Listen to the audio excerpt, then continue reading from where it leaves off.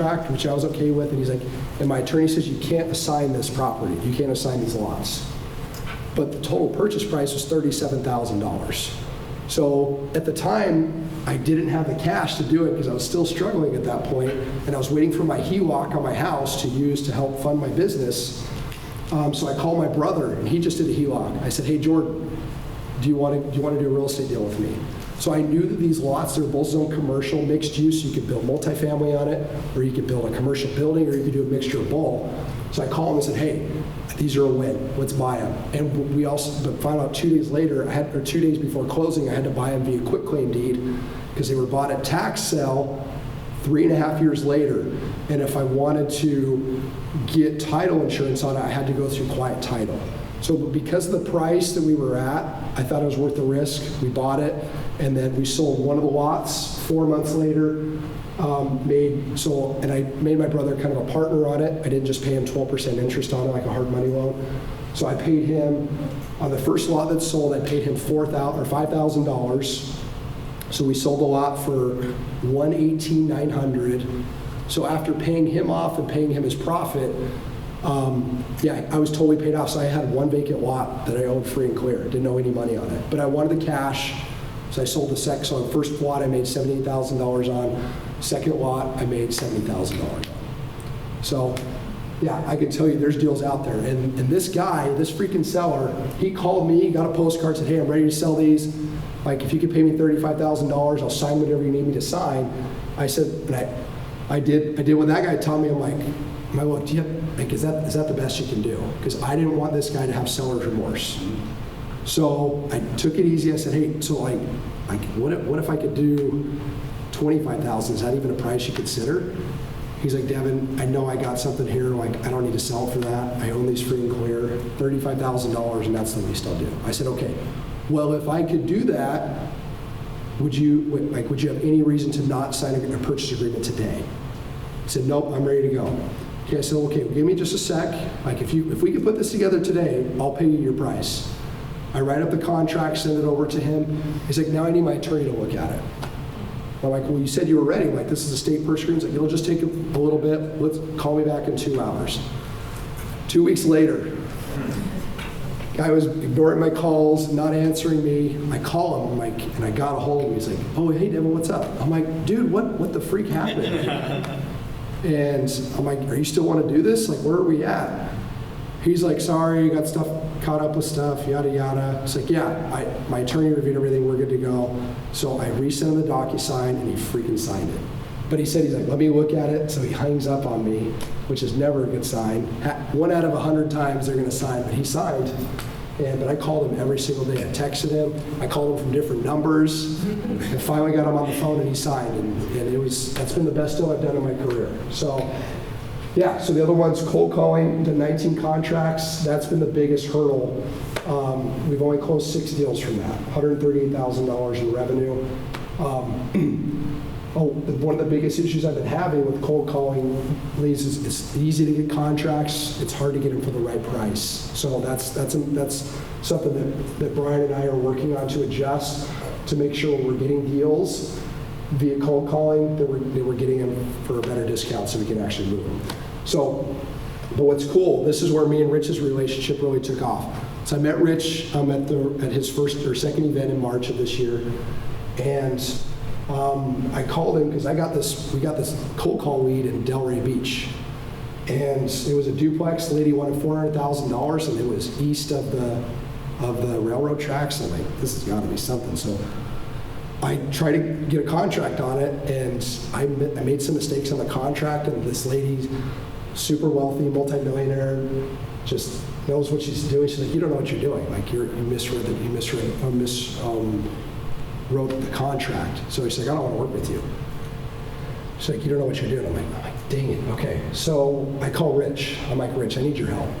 I said, I got this lady, and I screwed up on the contract. I put the earnest. I can't remember what I did wrong, but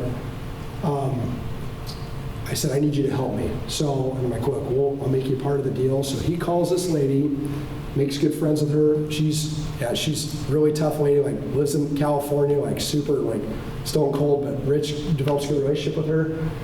He writes up the contract correctly, sends it over, and we get it under contract. And my partner on it was actually Brent Daniels, because he is also a Joe Homebuyer franchisee.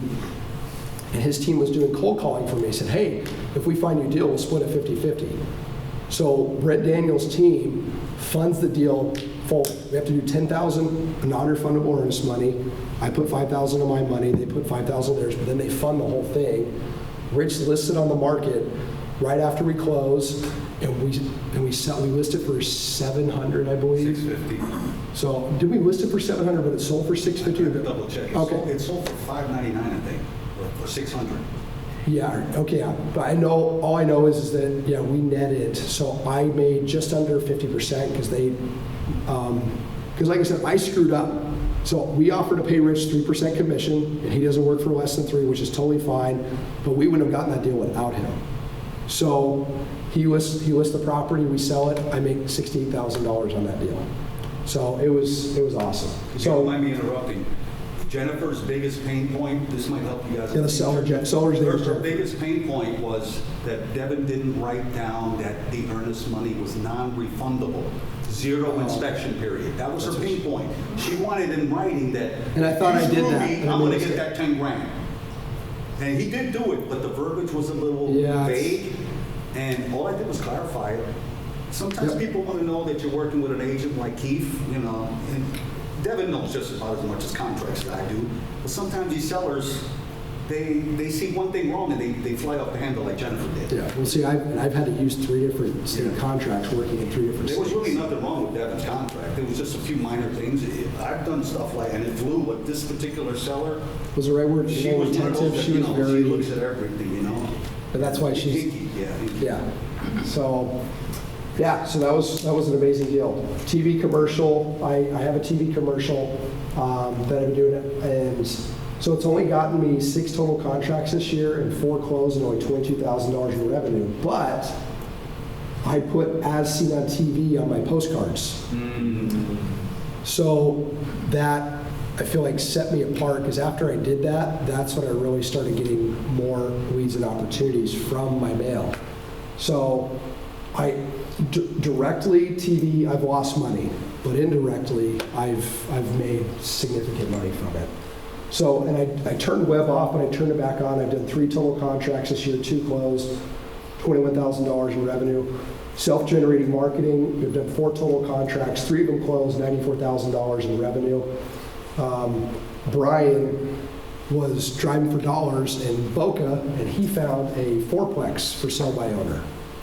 So what Brian does is call them and said, hey, I'm interested in your 4-plex. And they said, yeah, we're asking $1.2 million. So Brian calls me, he's like, hey Devin, can we pay $1.2 million?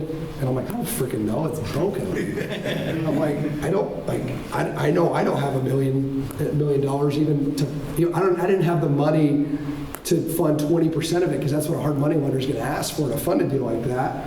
So I didn't have $200 grand just laying there to fund that deal. So I said, well, tell them we'll pay him $900,000. And then Brian calls like, hey, they'll take $1 million.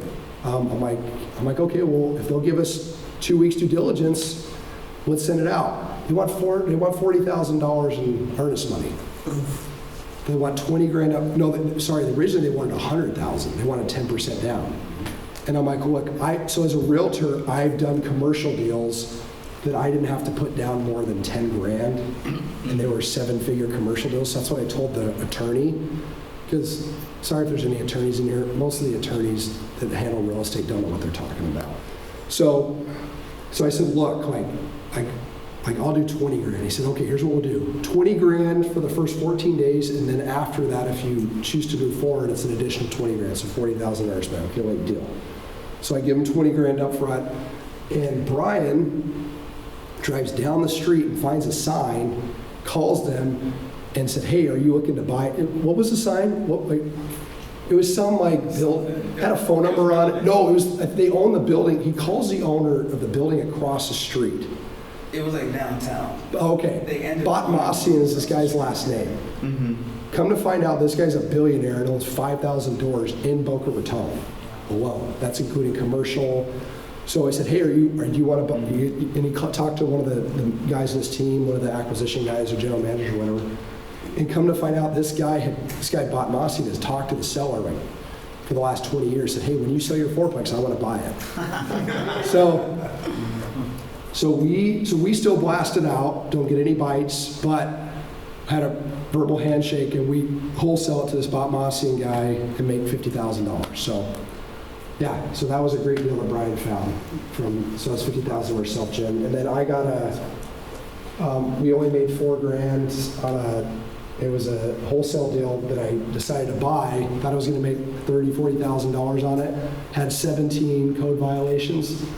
The pool was not approved. The back addition, or the master bedroom, was not approved. So, but I thought I was going to lose my shorts on it, but made $4,800 on it. So, and then I bought a duplex, that will make $40,000 on. So that's the total over there. So, yeah. So just to give you kind of a few examples, check cold calling. Like I said, we pay about $1,300 a month. TV commercial is about $8,000 a month, and that gives you about 300 commercials a week. Web marketing, I up the spend. I'm debating on keeping it. It's $10,000 a month because I'm trying to generate as much traffic. The problem with Florida web marketing, I'm not saying it doesn't work, but it's really hard to target people when you've got condos and mobile homes. And like my first lead I got when I turned my web back on was a $5 million house in Delray Beach. So it's just it's a very hard one. And the guy I use is amazing. Like I used him when I was in Texas, and we made hundreds of thousands of dollars. It's hard. So what do you mean by web marketing? So like PPC. So PPC. Okay. Yeah, Google Ads, Facebook, SEO, all that stuff. So what's his name? Brandon Bateman. Brandon Bateman. Yeah, so he's got over 300 clients nationwide. Mm-hmm. So he does very well. He's very good at what he does. But Florida's it's just hard where we live. Like hard, just because there's so many like different areas. It's like 55 plus communities, all that stuff. It's just tough. So, but yeah. So I might give it another month, but we'll see. So you said you do 300 commercials a week for $7,000? Yeah, it's really not that much. That's a lot of commercials. Yeah, because there's so many. We typically elderly people are watching local television. Mm-hmm. They're so like, and that's the numbers I need to break down even more. I advise everybody to do this. Break down the demographics of all the deals that you've done and look at the age. Mm-hmm. You can check to see their economic level. Like, there's all these things you can do so you can get rid of the nonsense leads and only focus on the demographic that is going to fit the criteria that's going to be a motivated seller. So it's a lot of work though. So I'm working on that side of it right now. So to have a good 2023. Was that Lantana House a commercial from the commercial? No, that was direct mail. Mm-hmm. So yeah, so Rich this year has made me. So 60,000. He's made me $90,000 this year. So almost 1/6 of my revenue because of this relationship. Mm-hmm. So he brought me the We buyer. met here. So He's made me money too. Don't be humble. yeah, I made money. no, too. he made money too. I made money I too. wish it was that much, but unfortunately it wasn't. No, I'm grateful to get Yeah. anything I can get. Okay, I'm Yeah. serious. So my thing is too, like, so Rich brought me a buyer on a house that I had in Lantana. It was a direct mail deal. So I got a call 2 minutes after I got off the phone with him where I could have made an extra $7,000. But I already committed to Rich. Like, my integrity is everything. And that relationship, like, Word is everything. and we're going to do more deals moving forward and make a whole bunch of money. And and grow our friendship even more. So that's the most important thing to me. So, so these are the things that I've learned. Like, honestly, like, and Brian won't say it, but I'm really struggling as a leader. Like, and I'm trying to build a better team. I'm trying to better communicate to Brian, get him the training he needs, trying to give him the best opportunity to be the most successful in his business so he can make a ton of money. Because if our company is making a bunch of money, that means Brian's making a bunch of money. So my priority is, how do I increase his income? Because if his income goes up, then the revenue of the business goes up as well.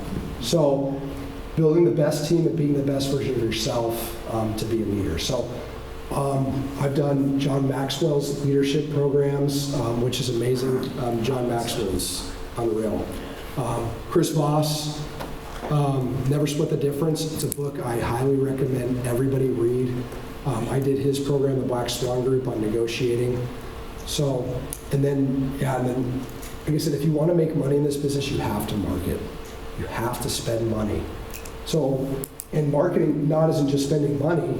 Like, for example, Rich, how much of your business is through finding buyers for deals as opposed to your own marketing? I'm glad you asked that, because literally today, I just switched one of my VAs to call buyers again. Because at the end of the day, if you don't have buyers, all you have is a piece of paper. Correct. You're trying to wholesale. And the worst thing a wholesaler can do is go to a seller, Keith, I'm sorry, I have to cancel the agreement. The look on his face, I have them all burned in my memory. There's not many, but the disappointed look on the seller's faces, I hate that. So people ask me, why do you send your deals out so much meat on the bone, right, Aisha?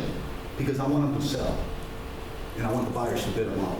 I forgot what your question was. No, say how much of your business is revenue from finding buyers for deals as opposed to your own marketing? Okay, so in 2020, mid-2021, I shifted. I was doing direct-to-seller acquisition wholesaling.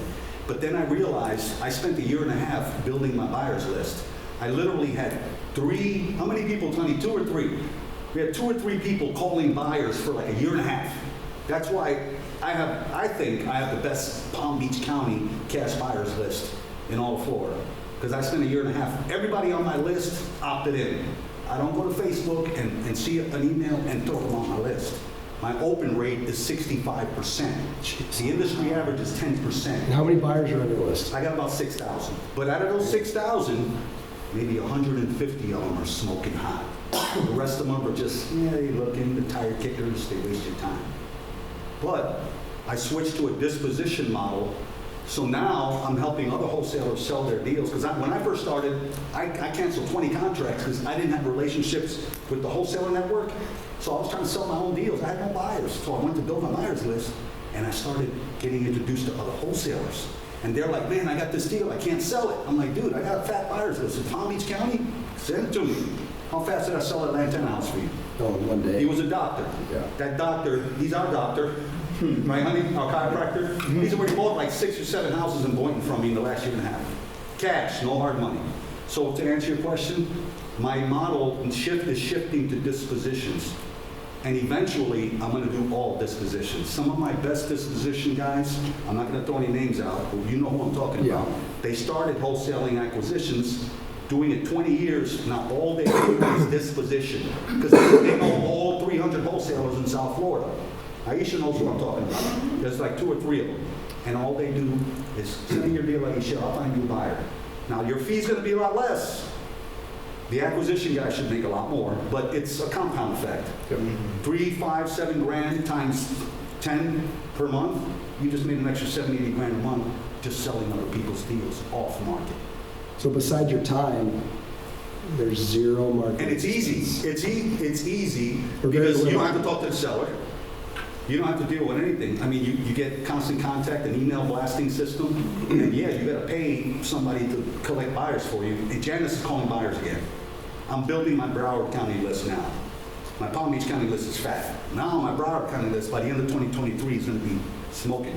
Yeah. So yeah, disposition is very important. So out of the 52 contracts and 27 closed, I bet I could have closed another dozen deals if I had a better quality buyer. The right buyers. Right. So, because I've been leaning on guys like Rich, Scott Markowitz spoke a couple months ago, and he's been helping me move a lot of deals. So, yeah, that's something that I'm going to really focus on in 2023 is building a better quality buyers list. Like, I still want to work with obviously work with Rich and some of these buyers, the dispo guys, but I know I'm leaving money on the table. My average assignment of $25,900 could probably be in the 30s. So even though 25,000 is a healthy assignment number. So yeah, so relationships. So you're going to next. You got to have relationships. Like I said, if I didn't have the relationships that I had this year, my revenue would be cut in half probably, honestly. So, and then mentorship. He talked about the coaches that he's bought and worked with.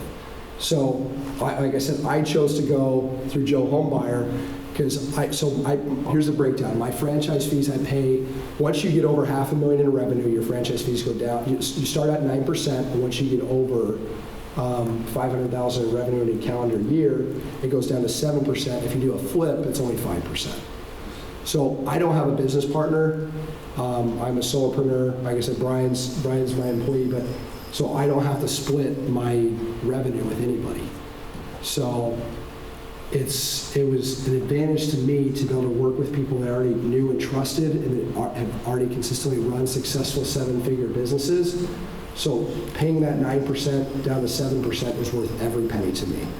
And I've met some of the most successful business. I met a guy that spoke to us. He makes $1 million a month in his business. Like meeting guys like that is crazy. And just being able to get nuggets and value from them, like where I would have to probably pay 20, 30 grand to meet with once. Because that's how, like, what's $1 million divided by 160 hours a week, or 160 hours in a month? That's how much, if I get an hour with him, that's how much it's gonna cost me, $1 million divided by 160. So it's, yeah, so because time is valuable to them. But, yeah, so that's what I came here to share. Like, I'm a Q&A guy, so I love before I open it up. Before we ask questions, Yeah. let's give away those last 4 things. There's 3 books, just so you know. This, you know, as a man, think it. If you're in real estate, there's really 3 books you want to read. Think and Grow Rich, As a Man Thinketh, and Psycho-Cybernetics by Maxwell Maltz. Psycho-Cybernetics, Chapter 7, Happiness. You want to read that one first. The one I'd add is 12 Pillars of Success. I've read that one. Yeah, I've it's read a it. short It's a good one, one. 60, This is 80 pages. a powerful, this little Yeah. tiny one.